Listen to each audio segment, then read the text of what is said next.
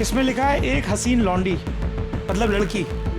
अच्छा, एक निहायत हसीन लौंडी हम्माम से निकली तो एक जवान है, इसे देखकर उस पर फरेफता हो गया, दीवाना हो गया और उसके सामने आकर ये आयत पढ़ डाली। अभी मैं आप लोगों को सबसे पहले एक वीडियो दिखाता हूं, उस वीडियो को देखिए और उसके बाद इस वीडियो में जो बोला गया है उस पे जो है ना करेक्ट एक्सप्लेनेशन जो है ना नहीं दिया गया, उसमें झूठ मूठ की बातें अलग बनाई गई है। और सौरभ द्विवेदी जी जो है ना उनसे ज़्यादा कुछ क्वेश्चन पूछे भी नहीं, जैसा उन्होंने बताया वैसा उन्होंने मान लिया और बस यहीं तक मामला है। लेकिन इसका जो करेक्ट क्या बोला गया है हमारे इमरोज भाई बताएंगे और राहुल भाई साथ में बताएंगे। सबसे पहले इस वीडियो को देखिए, उसके बाद हम आगे की बात करेंगे। अच्छा, हिकायत का मतलब सीख। इसमें लिखा है एक हसीन लौंडी, मतलब लड़की। अच्छा, एक निहायत हसीन लौंडी हम्माम से निकली तो एक जवान है, इसे देखकर उस पर फरेफता हो गया, दीवाना हो गया और उसके सामने आकर ये आयत पढ़ डाली। हमने उसे देखने वालों के लिए जीनत दी। कुरान शरीफ की आयत है। एक लड़की को देख के पढ़ी, क्या मतलब हुआ हमने उसे देखने वालों के लिए जीनत दी? हाँ, तो जिसको अल्लाह ताला ने हसीन बनाया है, ब्यूटीफुल बनाया है, हाँ। जो देखने वाले हैं वो हाँ। देखें कि ये हमने बनाया है इसको ऐसे। अच्छा, जी। फिर इसमें आगे है कि इस पर इस लौंडी ने इस आयत के जवाब में फौरन ये आयत पढ़ी, हमने हर मर्दूद शैतान से इसकी हिफाजत की। जी, जिसे उसने ये पढ़ दिया ना जी, कि अल्लाह ताला ने खूबसूरत चीजों को देखने के लिए कहा है देखो, तो फौरन से पढ़ दिया जो देखता है वो मलून। कुरान ही ये भी बोल रहा है कि वो मलून है जिस पर लानत बरस रही है। हाँ। कि दूसरे किसी औरत को जो हम्माम से निकली है फौरन उस पर नजर करना, जाहिर सी बात है उसके बदन भीगे हैं, भी कपड़े उसके मुकम्मल नहीं है, हाँ। तो उसकी तरफ देखना गोया कि ये मलमून है, मलऊन है, मतलब जिस पर लानत बरस रही, जिसकी बुराइयां आम हैं। हाँ इमरोज भाई बताइए, मतलब क्या था इस वीडियो में पूरा में? हाँ। देखिए, इसमें एक लफ्ज़ आया है हमारे सौरभ जी को पता नहीं है कि इतनी जानकारी नहीं है, ये अभाव है ना जानकारी का, तो जानकारी रहनी चाहिए। हालांकि बहुत पढ़ते लिखते हैं, लिटरेचर बहुत पढ़ते हैं वो, जो मैं जानता हूँ कि, लेकिन इस्लाम के बारे में नहीं जानते, है ना। इसमें लफ्ज़ आया लोंडी, देखी और फरेफ्ता हो गया। अच्छा। मतलब आशिक हो गया, फरेफ्ता मतलब आशिक होना, जी। ठीक है। हाँ। और लोंडी लफ्ज़ आया है। हाँ। तो सौरभ द्विवेदी जी आपसे बताऊं, लोंडी कहते हैं रखेल को। अच्छा जी, और वो लोंडी कौन होती है?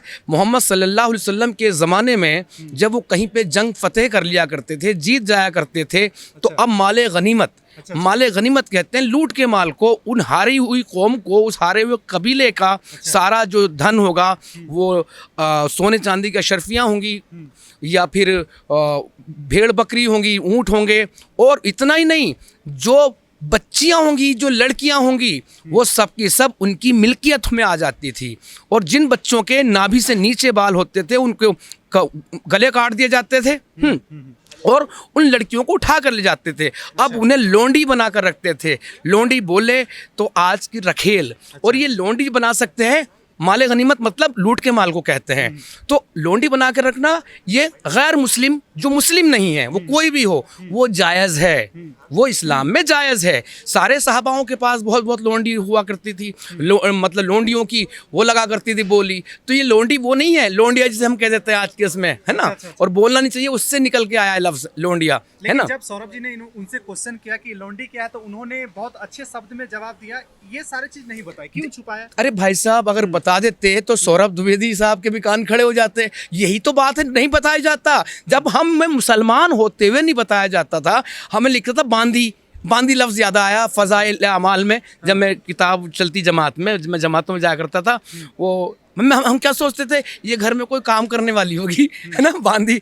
ये बाद में पता चला जब इस्लाम को पढ़ा समझा, लोंडी मतलब रखेल, गैर मुस्लिमों की माँ बहन बेटियाँ आपकी मिल्कियत हैं, ये तो लिखा हुआ है। हम मोहम्मद सल्लल्लाहु अलैहि वसल्लम का एक ही बेटा पैदा हुआ, मारिया अल-किब्तिया, वो भी लोंडी थी। मारिया अल-किब्तिया ईसाई लड़की थी जो कि आपको गिफ्ट में मिली थी। एक लड़का उससे पैदा हुआ इब्राहिम, जो कि ज़्यादा दिन तक जिंदा नहीं रहा, ये भी एक बात है। खैर, तो यह है लोंडी का कॉन्सेप्ट जो मैंने आपको बताया है। अच्छा, राहुल भाई क्या कहना चाहेंगे इस जी शब्द पर? हाँ। मेरा तो कहना ये था कि मेरे अजीज दोस्त हैं और पत्रकार महोदय आपको भी बता दूं कि ये बताने वाली चीज़ तो छुपाते हैं ये सीधा उसको इम्प्लांट करते हैं। हाँ। अभी जो बांग्लादेश में एक हिंदू बेटी को जलाकर मारा गया तो उसका इम्प्लांट ही तो था ये। और जब बंटवारा हुआ तो हमारे बड़े बूढ़े जो अनडिवाइडेड इंडिया के हिस्से थे जब वहाँ से आ रहे थे जान बचाते हुए छुपते छुपाते तो अपनी आंखों से ये सब देखा था उन्होंने। अच्छा। हमारी हिंदू बेटियों के सीने काट काट कर जिंदा खेतों में जोत दिया गया था बैल की जगह। अच्छा। इतने उनके साथ तशद्दुद किए गए थे। तो आप ये कहते हैं कि ये नहीं है और उस पर आप मीठा मुलम्मा चढ़ा रहे हैं तो ये मुमकिन नहीं है, झूठ बात है ये। आप झूठ को दबा सकते हैं, ख़त्म नहीं कर सकते और कुछ ही समय के लिए दबा सकते हैं। झूठ आपका नकाब उतर जाएगा और आज का सोशल मीडिया का दौर है। अब तो हर धर्म हर मत मज़हब की जो है जो कुरीतियाँ हैं वो धज्जियाँ उड़ रही हैं उनकी। निकल करके सामने आ हाँ, रही बिल्कुल है ना? बिल्कुल। ठीक है। तो ये जो वीडियो में जो बोला गया था उसका जो है ना एक्सप्लेनेशन, करेक्ट एक्सप्लेनेशन, सही चीज़ें बताई गई हैं इमरोज भाई के थ्रू। ऐसे ही हम एक आध और वीडियो लेकर के आएंगे जो कि कुरान के कुछ आयात है जिसको लेकर के लोग अनेकों प्रकार का जो है परिभाषा देते हैं कि उसमें ये चीज़ नहीं ये चीज़ बोला गया है, उसको लेकर के भी हम एक वीडियो आएंगे। अभी तक के लिए ये वीडियो था क्योंकि इस वीडियो को लेकर के मैं बहुत दिन से चाह रहा था कि आप लोगों के सामने ये करेक्ट इन्फॉर्मेशन लेकर के आऊँ। तो आज के इस वीडियो को हम यहीं पर एंड करते हैं। धन्यवाद।